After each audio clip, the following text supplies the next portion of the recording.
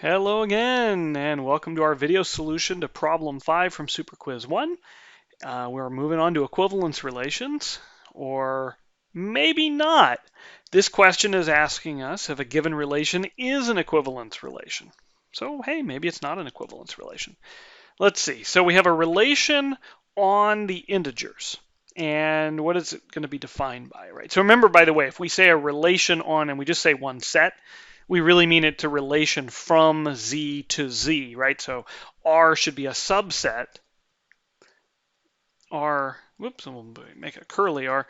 R should be a subset of Z cross Z, right? The Cartesian product. But again, when it's the same set here, then we're just going to write R on Z. And now, when is some pair of integers going to be in R? Well, if you take the integers x and y, and you look at this really strange product, you take x squared minus 1, and then you multiply it by y. Okay, that's fine, but then you have to check if it's divisible by the number 6. Whew, that's interesting. Okay, yeah, so like for example, what if we did like x equals 1 and y equals 4? I would have 1 squared minus 1 times 4. Oh, wait, 1 squared minus 1 is 0, so this is 0 times 4, which is 0. Hey, that is divisible by 6. And so this would tell us that 1 comma 4 is an element of R. Actually, you can see as soon as we knew that we put in x equals 1 and we got 1 squared minus 1, that was going to be 0. So actually, anything of the form 1 comma y, like doesn't even matter what y is, right, is going to be an element of R. Right? So for all integers y. I guess another easy thing we could do is make y equal to 0. Right? So, because as soon as y is 0, then this product is 0. So if I take any x and I put a 0, that will be an element of R. And that'll be for all x in Z. Okay. I guess not everything is necessarily going to be in R, though. For example, what if we do x equals 2 and y equals 3? So let's see. We would get 2 squared minus 1 times 3. So this is 4 minus 1 is 3. 3 times 3 is 9. Oh, 9 is not divisible. Divisible, not divisibly, divisible by 6. Okay, so this tells us that 2 comma 3 is not an element of the relation. Neat. Okay, well, that's all well and good. It hasn't gotten us any closer to doing what the problem asks, but at least we understand what it is we're talking about. What do we want to do? Well, we want to show that R is or is not an equivalence relation. All right? So to show something's an equivalence relation, there are 3 properties you need to check: reflexivity, symmetry, and transitivity.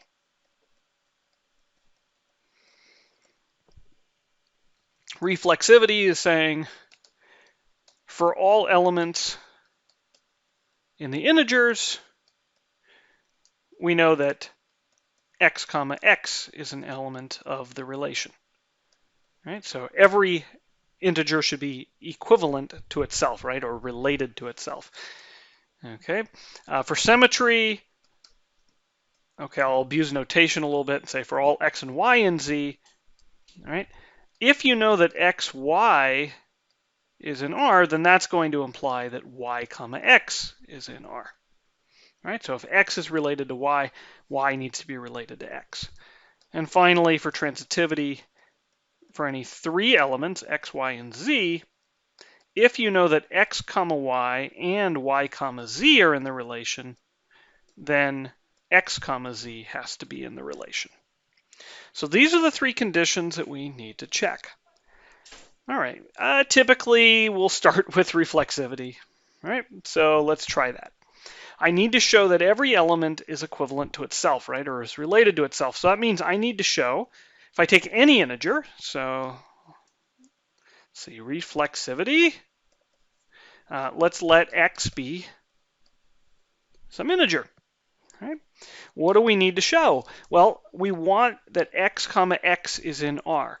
For x comma x to be in R, we need for x squared minus 1 times, well, now it's not going to be a y, it's going to be an x. We need that product, x squared minus 1 quantity times x needs to be divisible by 6.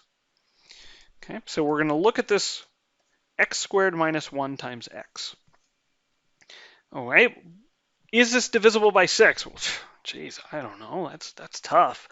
X could be anything, right? How are we going to know? I mean, we could test a number like x equals 4, and I'd get what? 16 minus 1 is 15. 15 times 4 is 60. Well, okay, that's divisible by 6. Ooh, but I've got an idea. What if I factor x squared minus 1, right? That's just a difference of squares. So I have x minus 1 times x plus 1 times x, which I'm going to rewrite just because I want them in increasing order. Here I have a number x minus 1. One more than that number is x, and one more than that is x plus 1. This is just 3 consecutive numbers. Now, if you have 3 consecutive numbers, guess what? It's divisible by 6. Why?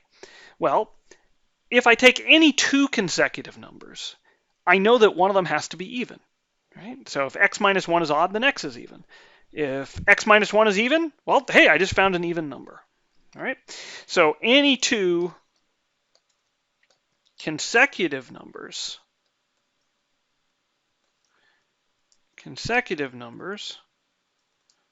contains an even number.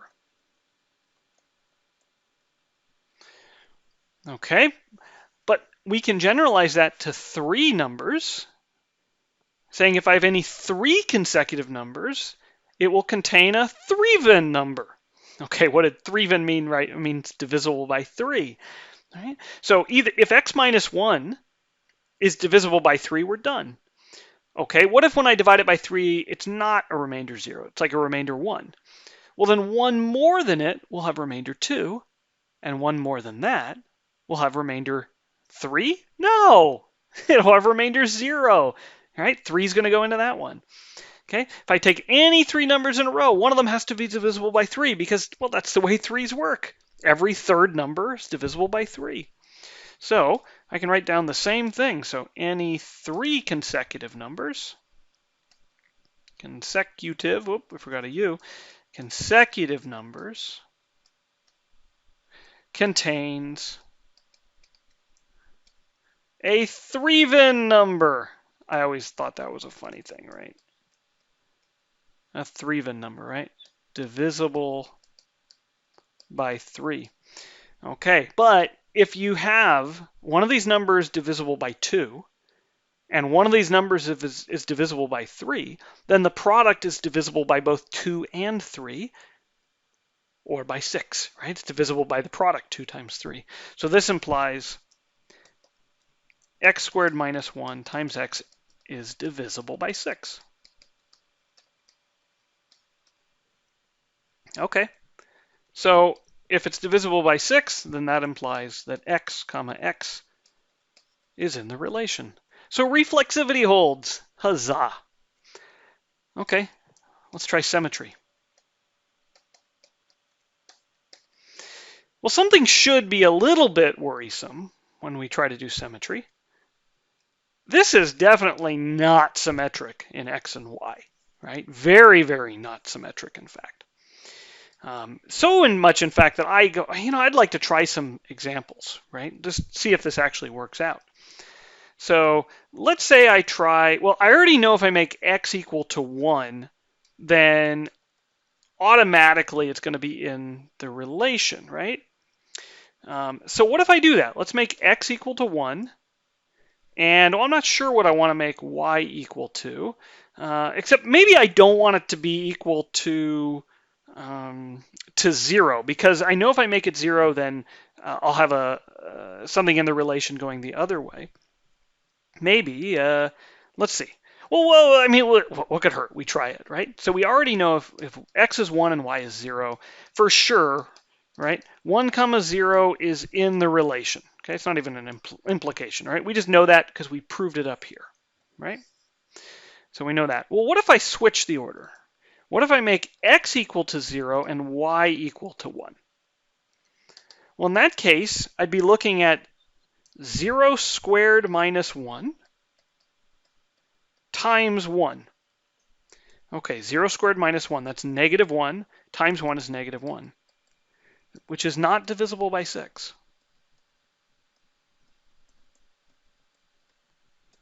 Huh. So that tells me that 0, 1 is not in the relation. And now we have a problem. Now we have a big problem. I have 1 comma 0 in the relation, so 1 is related to 0. But 0 comma 1 is not in the relation, so 0 is not related to 1. We have lost symmetry. So this one example breaks symmetry completely. So this implies R is not a symmetric relation. But as soon as you lose any one of the 3 legs of the stool, the whole stool is going to fall down. So this implies R is not an equivalence relation.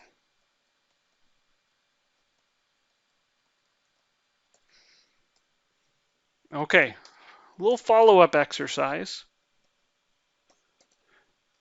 We never talked ultimately about transitivity, right? We got to stop before we got to transitivity. So the follow-up exercise is determine if R is transitive. All right, we'll see you next time.